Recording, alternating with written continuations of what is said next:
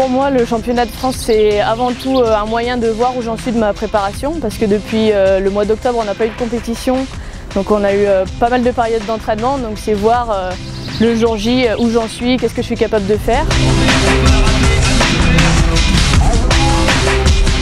Alors pour moi, c'est pas du tout un test les France, parce qu'en fait cette année, je me suis fixé pas mal d'objectifs, entre autres d'essayer de tout gagner. Voilà.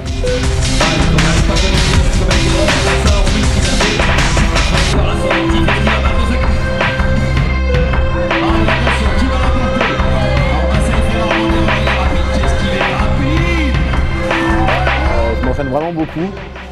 J'ai fait beaucoup de concessions. J'ai quitté mon travail, je vois ma famille la moitié de la semaine. Quand je suis ici, voilà, je me donne à fond. Et j'attends beaucoup de ces 2 prochaines années. J'attends vraiment beaucoup, donc mes objectifs sont bien élevés. J'espère gagner toutes les Coupes de France, gagner un max de Coupes du Monde, gagner le championnat d'Europe et voilà, tout, essayer d'être le meilleur, quoi.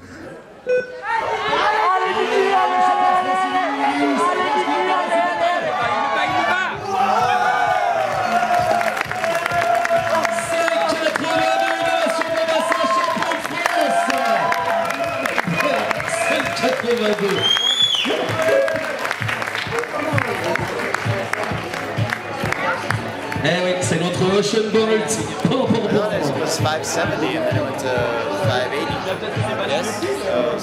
Je suis arrivée assez détendue, donc j'avais pour objectif la victoire et si possible bien sûr améliorer mon record personnel. Donc sur le practice, j'ai eu d'assez bonnes sensations, donc j'étais bien en confiance. Les qualifications se sont bien passées aussi, où je fais d'abord un 7,88 plutôt rassurant. Et après sur les finales, j'y suis allée progressivement jusqu'au dernier run de finale où j'ai vraiment pu me lâcher et du coup établir mon nouveau record en 7 secondes 62. Donc. Allez, c'est parti pour les deux. Est-ce que Aurélien va pouvoir accrocher Anouk? Déjà Anouk, elle ne commet pas d'erreur. Elle est partie en mode fusée. Anouk Jobert, elle est en haut, elle tourne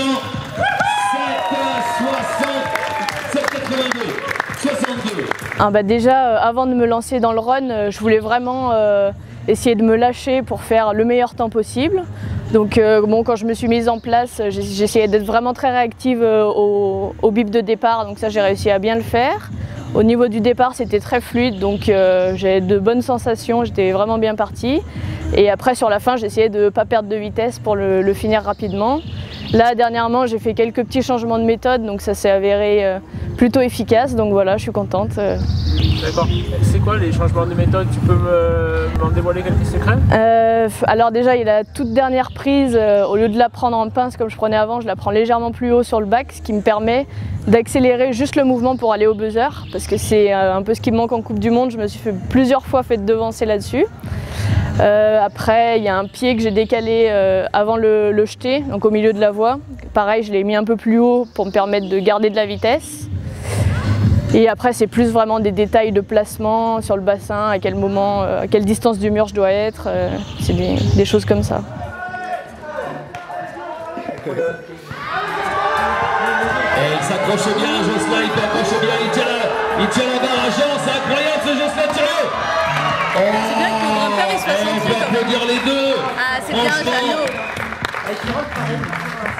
Plus on va vite, plus il faut jouer sur des détails pour gagner du temps.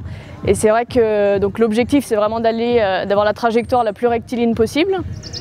Et donc pour ça, dans l'idée, il faut que le corps ne bouge pas et c'est uniquement les membres qui se déplacent et qui nous font avancer. Et donc pour ça, ça joue beaucoup sur le placement du bassin et les choses comme ça. Oh, Rob Brillant, on peut l'applaudir, mais quel talent ce Pierre Brillant, et applaudissements pour Raphaël Castagnier. Allez, c'est parti, alors attention, allez, Lucie sur l'aile, qui est légèrement en tête, mais Bonnet s'accroche en Bonnet qui revient. Jennifer Bonnet qui revient sur Lucille Sorel qui est légèrement en avance, et c'est Lucille Sorel, la championne de France.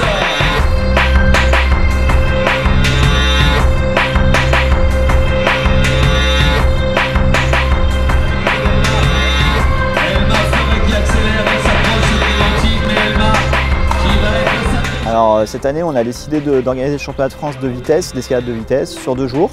Le premier jour qui est dédié à l'escalade de vitesse sur la voie record et le deuxième jour qui est dédié uniquement à la voie classique. Donc c'est une toute autre voie que celle qu'on rencontre sur les Coupes du Monde. Le but, c'est à la fois la voie record, c'est de continuer à promouvoir un peu l'activité vitesse par le biais de la voie record. Par contre, du coup, le fait de créer un deuxième championnat de France avec une voie entre guillemets classique permet à tout un chacun de pouvoir venir s'essayer à la vitesse sans être trop rebuté par le fait de ne pas avoir la voie chez lui.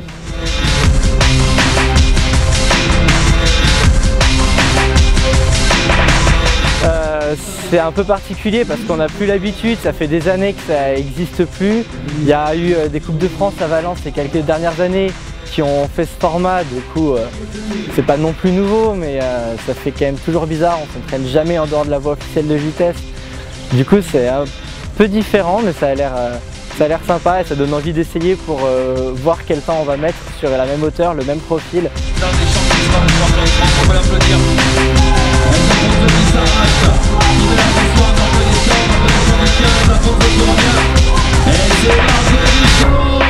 Voilà, sur la voie record, on calcule tout, on place ses pieds, on pousse beaucoup dans les jambes. Donc du coup, on fait en sorte d'avoir toujours les pieds sur les prises. Et je sais qu'avant qu'il y ait la voie record, ou en tout cas en France, j'étais bon là-dedans, dans les voies aléatoires. Parce que justement, je faisais pas du tout attention à mes pieds et je bourrinais avec les bras et j'essayais d'aller le plus vite possible sans réfléchir. Et je sens qu'aujourd'hui, je vais pas réussir à faire ça. Je vais vouloir justement tout essayer de m'adapter à la voie et de poser mes pieds, avoir les mains au bon endroit, les pieds au bon endroit pour aller le plus vite possible, quoi. Et bon, je sais pas, on verra. On verra, je sais pas. On verra ce que ça va donner. Allez, deux championnes. Allez, attention, sur la junior, on va prendre le tête de tout l'inverse. Pour l'instant, c'est l'avantage pour la petite junior. Margot Deschamps qui est en tête devant le voiture, c'est Margot Deschamps qui va prendre les 650 € à gagner. Wow, 650 € pour Margot Deschamps. Et applaudissements pour Elma Fleuret. Allez, je veux qu'on les applaudisse, s'il vous plaît. Un avantage quand même pour le grimpeur de gauche. En vert, qui est la spécialiste de la tension à corps. En secours à corps nu. Oh là là, qu'est-ce qu'il a été contre le chat? Allez, attention, Manu. Oh là là, double erreur de Manu Cornu, double erreur.